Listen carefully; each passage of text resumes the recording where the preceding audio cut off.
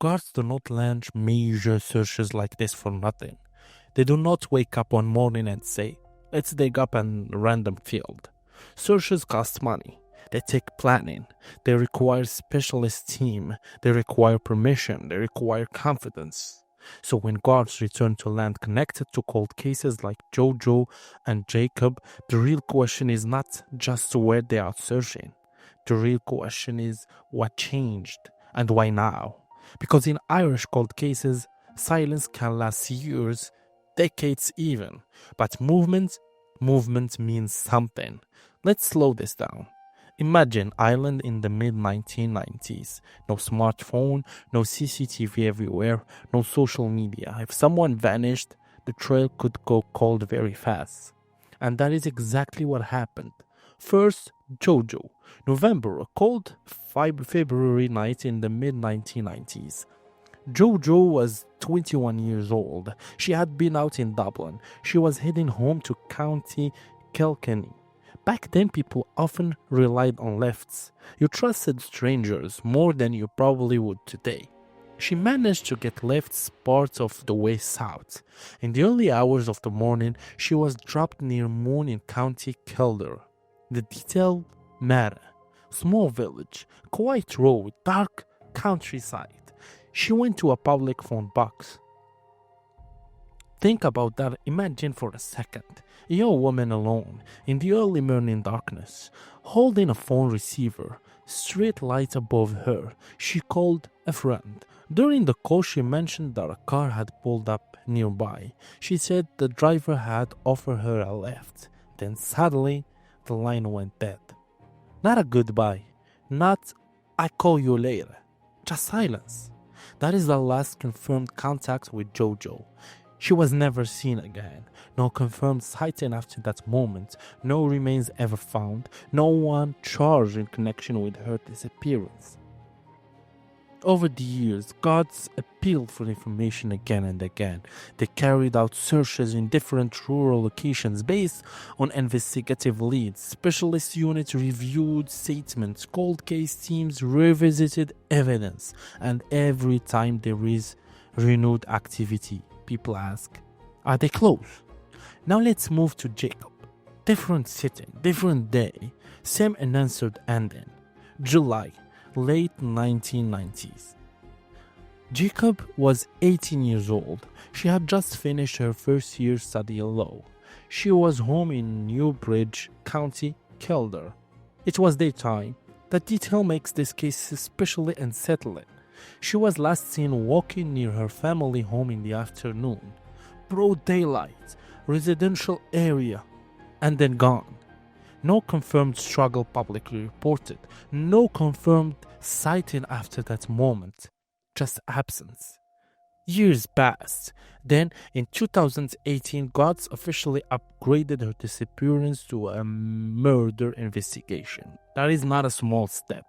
That means investigators believe, based on their evidence, that Jacob had been killed, even though her body has never been found. There were land searches in connection with her case. Specialist search teams examined specific areas. In one development, a man was arrested and questioned. He was later released without charge. Again, that tells us something important. The case is active. Now, here is where it gets interesting. When guards launch a fresh search, in cold cases like this, it usually means something specific triggered. Not hope, not routine, something concrete. There are several reasons this can happen. Sometimes a new witness comes forward. Someone who stayed silent years ago decided to speak. Sometimes old witnesses' statements are re-examined and inconsistencies stand out. Sometimes forensic science improves. Evidence collected decades ago can be reprocessed using modern technique. Sometimes mapping technology reveals new insights about location. And sometimes a tip that once seemed small suddenly becomes important when viewed in a new context. So, when you see tape around the field and forensic team moving slowly in grid pattern, that is not random. That is targeted. Now let's address something carefully. Because whenever two young women disappear in the same region within a few years of each other, people naturally start connecting dots. Online discussions have speculated for years about possible links between Jojo and Jacob. However, there has been no official public confirmation from guards that the two cases are directly linked. That is crucial. Speculation is loud. Verified information is quiet, and we stay with what is verified. Both disappeared in the 1990s. Both vanished in County Kildare region or nearby. Both remain missing. Both cases have seen renewed investigative activity in recent years. Both families are still waiting. Now let's step back. Picture the timeline again. Early morning, public phone box, car pulls up, call ends. Afternoon, quiet street, short walk home, never arrives. 2 moments, 2 disappearances, almost no physical evidence publicly known. That is why these cases never fade in Ireland, because there is no ending, no courtroom conclusion, no final chapter, just open pages. And when guards go back to search land decades later, that reopens the story. But here is something people misunderstand. If a search happens and we do not immediately hear results, that does not mean nothing was found. Evidence goes to forensic testing that take time, weeks, sometimes months. Investigation move quietly, and if nothing is found in particular search, it does not mean failure. It means elimination. In cold cases, eliminating possibility is progress. Slow progress, but progress. Another important details. Families are informed before major search operation. That matter. It shows coordination. It shows seriousness. It shows that the investigation is active, not forgotten. And here is the truth that makes this even heavier. Every year that passes makes witness memory weaker. Land change, ownership change, landscapes change. So when an investigator returns to a specific site, it means they believe there is still a reason to look.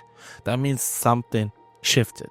Maybe a re-examined timeline, maybe new information, maybe improved search methods. We don't not guess which one. We just recognize that movements matter. Now, I want you to think about something. In Jojo's case, the final moment we have is a voice on a phone line.